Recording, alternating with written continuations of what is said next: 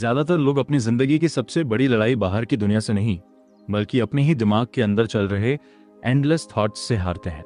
सुबह उठते ही phone notifications, social media updates, career tension, relationship stress, पैसे चिंता और फ्यूचर का डर हमारा माइंड इतना भर देते हैं कि हम क्लियर सोच ही नहीं पाते। हम लगातार सोचते रहते हैं लेकिन सही तरीके से नहीं सोचते, और यही ओवरथिंकिंग धीरे धीरे स्ट्रेस, कंफ्यूजन, एंजाइटी और पुअर डिसीजंस में बदल जाती है। कभी आपने नोटिस किया होगा कि कई बार हम किसी छोटी सी बात को अपने दिमाग में इतना बड़ा बना लेते हैं कि वो हमारी पूरी एनर्जी खा जाती है। कोई मैसेज लेट रिप्लाई करे तो हम अजम्पशंस बनाने लगते हैं। कोई अपॉर्चुनिटी मिस हो जाए तो हम खुद को फेलियर समझने लगते हैं। कोई डिसीजन लेना हो तो हम इतने ऑप्शंस में फंस जाते हैं कि आखिर में कुछ भी डिसाइड नहीं कर पाते। यही मेंटल क्लटर हमारी जिंदगी को हैवी बना देता है। और सबसे डेंजरस बात यह है कि धीरे धीरे इंसान इस केओस को नॉर्मल समझने लगता है। उसे लगता है कि हर समय स्ट्रेस रहना, हर चीज के बारे में ओवरथिंक करना और मेंटली टायर्ड महसूस करना ही नॉर्मल लाइफ है। लेकिन रियलिटी में ऐसा नहीं है। आपका माइंड जितना क्लियर होगा, आपकी जिंदगी उतनी सिंपल, फोकस्ड और पीसफुल होगी। और यही पावरफुल लेसन सिखाती है डारियस फोरो की amazing book think straight. Welcome to book in minutes, जहां हम बड़ी किताबों को सिंपल और प्रैक्टिकल आइडियाज में बदलते हैं।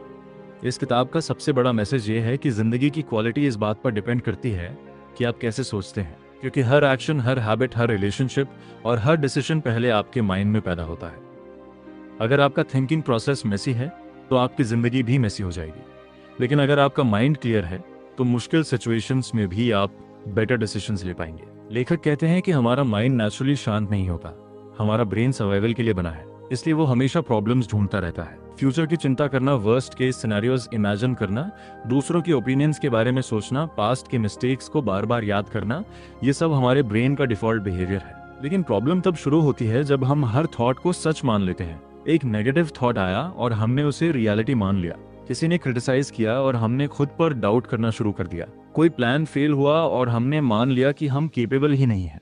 यही हैबिट धीरे धीरे एंजाइटी बन जाती है। किताब सिखाती है कि आप अपने थॉट्स नहीं हैं, आप वो इंसान हैं जो अपने थॉट्स को ऑब्जर्व कर सकते हैं।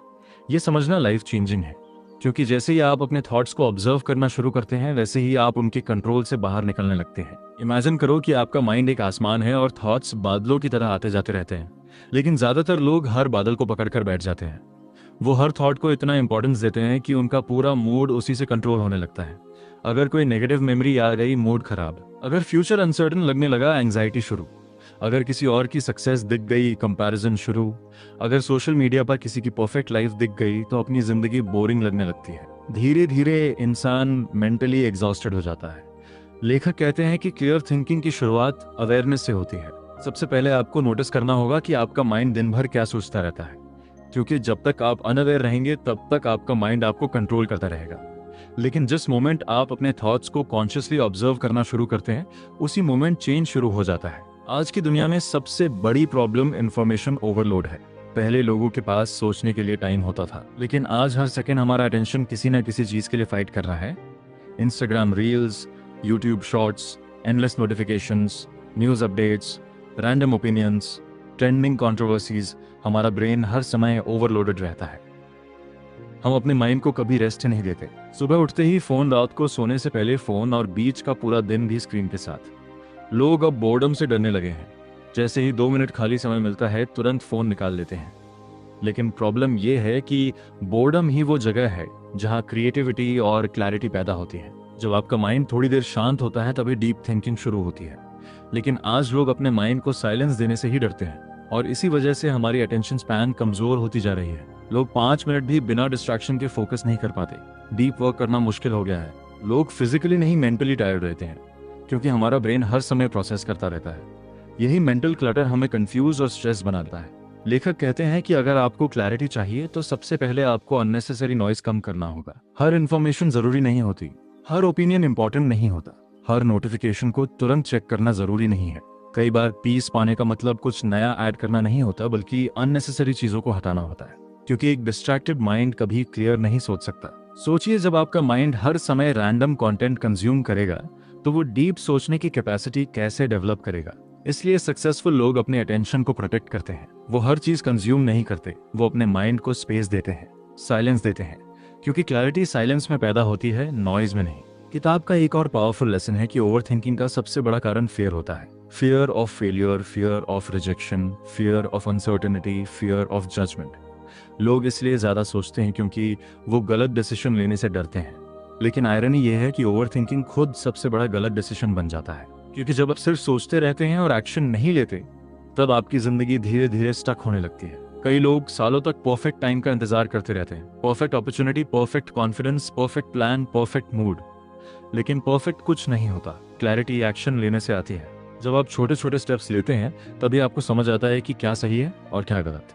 लेकिन अगर आप सिर्फ अपने माइंड में सिनेरियोज बनाते रहेंगे तो कंफ्यूजन कभी खत्म नहीं होगा।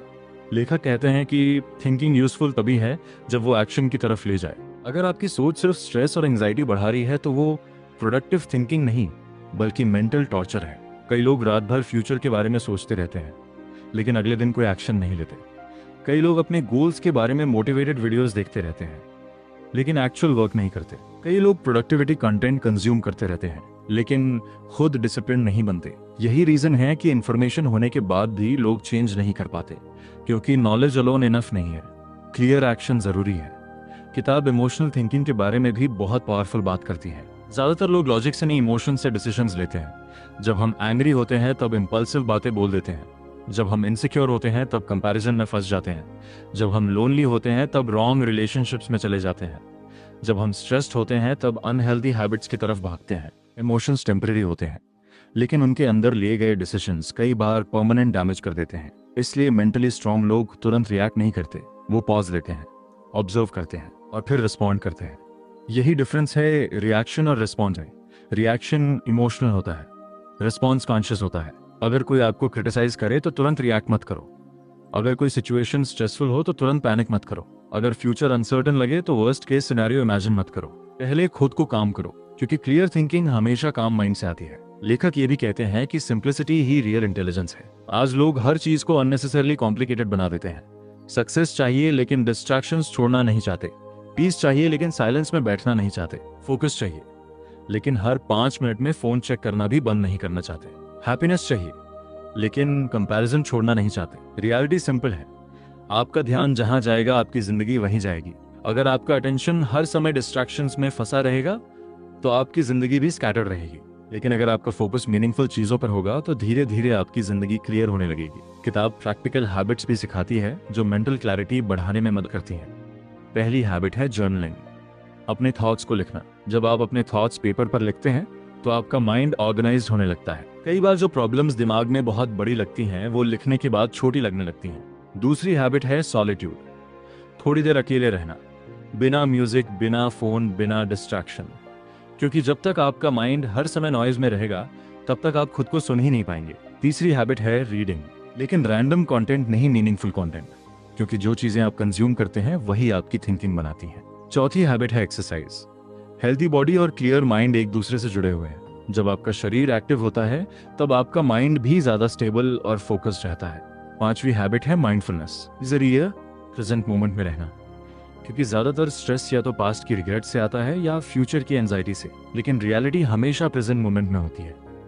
जब आप धीरे धीरे प्रेजेंट में जीना सीखते हैं तब आपका माइंड शांत होने लगता है। किताब का एक बहुत डीप आइडिया ये भी है कि हमें हर चीज पर ओपिनियन रखने की जरूरत नहीं है। आज सोशल मीडिया ने लोगों को हर टॉपिक पर रिएक्ट करने की आदत डाल दी है। हर न्यूज पर ओपिनियन, हर कंट्रोवर्सी पर रिएक्शन, हर छोटी बात पर डिबेट।